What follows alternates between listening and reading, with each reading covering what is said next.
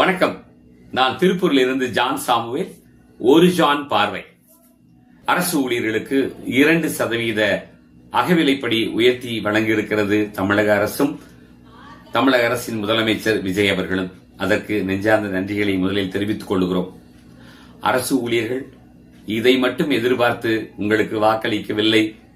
பணி செய்கிற இடத்திலே அரசியல்வாதிகளுக்கு பயப்படாமல், குறிப்பாக ஆளும் கட்சி அரசியல்வாதிகளுக்கு பயப்படாமல், அவர்களுக்கு சாமரம் வீசும் அதிகாரிகளுக்கு பயப்படாமல் ஒரு சுதந்திரத்தோடு பணியாற்ற வேண்டும், அதற்கு ஒரு நல்லாட்சி அமைய வேண்டும் என்றுதான் உங்களுக்கு வாக்களித்திருக்கிறார்கள்.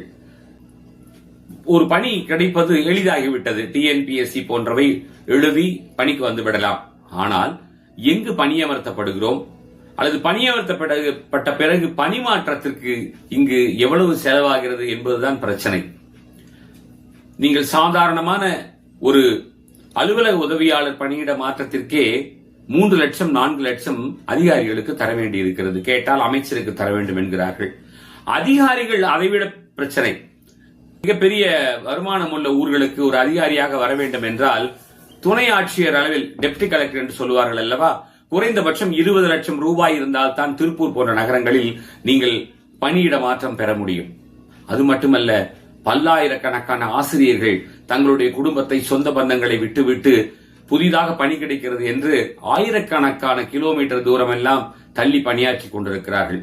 கன்னியாகுமரியில் இருப்பவர்கள் சென்னையிலும், திருநெல்வேலியில் இருப்பவர்கள் கோவையிலும் இப்படி பணியாற்றி கொண்டிருக்கிறார்கள். இவர்கள் ஆசிரியர்கள் எல்லாம் பணிமாறுதலுக்கு என்று சென்றால் கடந்த திராவிட கட்சிகளின் ஆட்சிகளில் குறைந்தபட்சம் 5 லட்சத்திலிருந்து 15 லட்சம் வரை கொடுத்துத்தான் பணியிட மாறுதல் பெற வேண்டும் என்ற நிலைமையில் தான் இருந்து கொண்டிருக்கிறார்கள். அது மாற்றப்பட வேண்டும். அவர்கள் எல்லாம் தங்கள் குடும்பத்தாரோடு சென்று தங்கள் உறவினர்களோடு இருந்து மகிழ்ச்சியாக பணியாற்ற வேண்டும் என்று எதிர்பார்த்து காத்திருக்கிறார்கள். அதேபோல் பணம் கொடுப்பவர்களுக்கு மட்டும்தான் நல்ல பணியாற்றக்கூடிய இடம், அதுவும் வருமானம் உள்ள இடம் வழங்கப்படும். இதற்காக நிறைய தரகர்கள் அலைந்து கொண்டிருக்கிறார்கள்.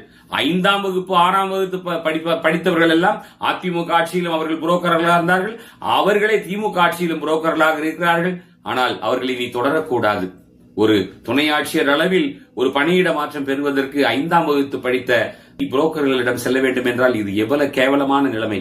இந்த நிலை மாற வேண்டும் என்றுதான் உங்களுக்கு வாக்களித்திருக்கிறார்கள். தயவு கூர்ந்து அரசு ஊழியர்கள், ஆசிரியர்களுடைய எல்லா நிர்வாகத்திலும் நீங்கள் தலையிடுங்கள். அங்கு என்ன நடக்கிறது என்று அவர்களிடம் கருத்து கணிப்பு கேட்குங்கள். நிச்சயமாக நீங்கள் அவர்கள் எதிர்பார்த்த அந்த நல்லாட்சி நீங்கள் தருவீர்கள் என்று நம்புகிறேன்.